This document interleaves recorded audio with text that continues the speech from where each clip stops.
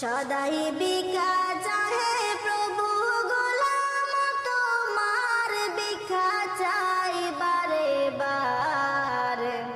আল্লাহ তুমি ক্ষমা কর